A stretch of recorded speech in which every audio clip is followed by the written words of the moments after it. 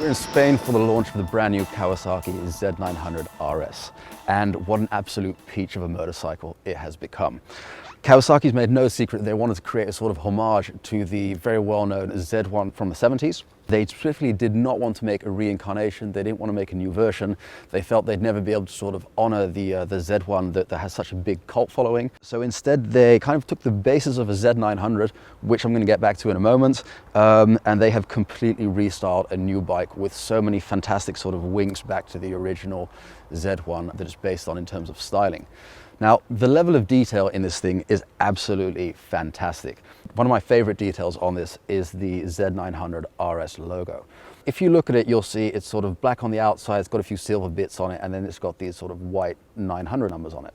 Now, if you look very closely, you'll see that there's a very specific texture to them. They're not just flat white.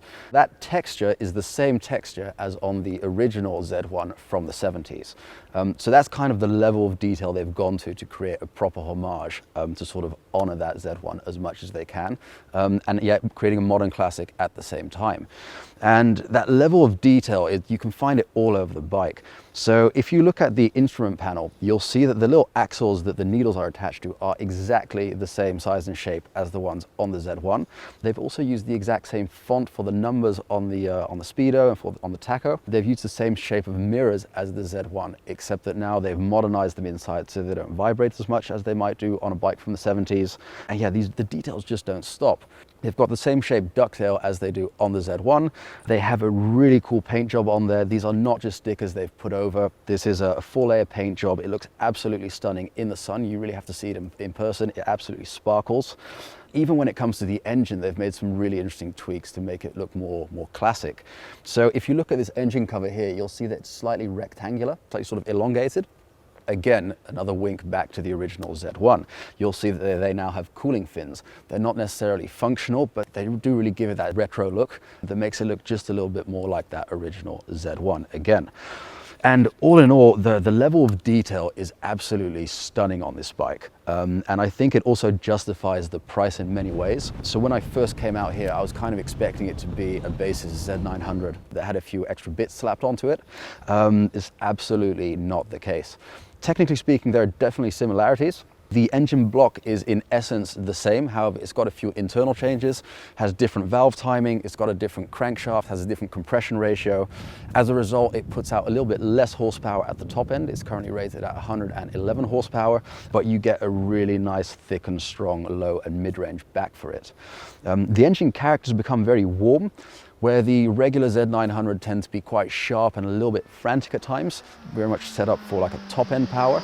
This is a much easier bike to ride. It's a much more relaxed feel. It's a bit more lazier power delivery. Don't think it's slow or that it's soft, absolutely not. It's just become a lot more warm in character, which I think is a really good thing considering the type of bike that it is. Now, you can't help but make more comparisons with the regular Z900, especially considering the name. So apart from sharing the basic block, it does share the same suspension. It's got a slightly different setting when it comes out of the factory, but in essence, it's the same.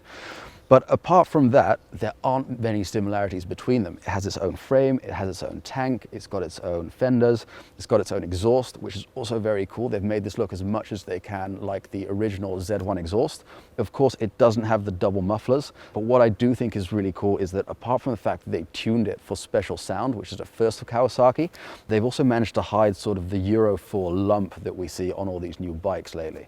So normally you'll see there's a big lump and then there's a muffler behind it, whereas this actually looks like it's a straight pipe.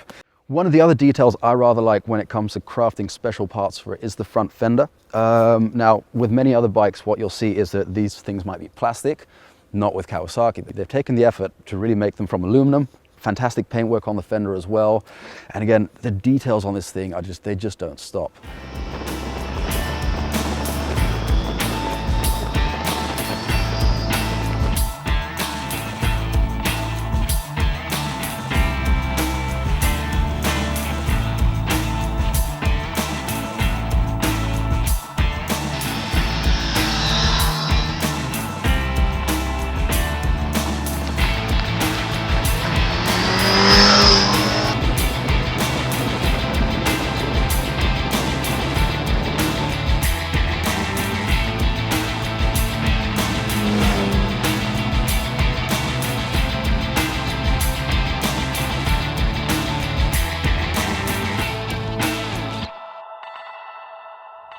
In terms of riding experiences, there are definitely similarities with the Z900. It does, of course, have very similar suspension. It's really well handling. It's a bike that's very predictable. It's a bike that you know what it's going to do. It's a bike that you get to know very quickly. It's really nice to sort of roll in the corners. It's definitely a bike that you can do some proper cornering with. It does have traction control in 2 stages. It's got a regular full power mode and it's got a rain mode.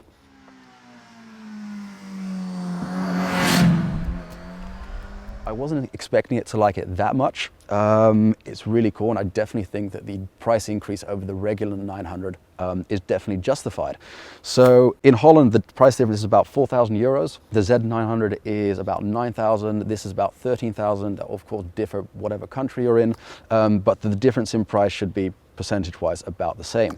What you get for that is a really unique bike. Yes, it shares the suspension, yes, it shares the block, but everything else is completely different. The frame is different, the wheels are different, the handlebars are different, which, by the way, the shape of the handlebars is also an homage to the Z1. The instrument panel is completely different. You get really fantastic radial brakes, you got traction control, you got ABS. It's a completely unique bike. And I think especially once you start looking at other bikes in the same segment, such as Triumph Scrambler and BMW's R9T, it becomes a very interesting prospect. This is one of the few 4-cylinder bikes on the market in that retro segment. And all in all, really well put together, really well thought out. This is definitely a bike where sort of the cliche bean counters haven't had much say in the development of it. So you get a really unique bike for the money you're paying. All in all, fantastic experience. Wasn't expecting it to like it as much as I have.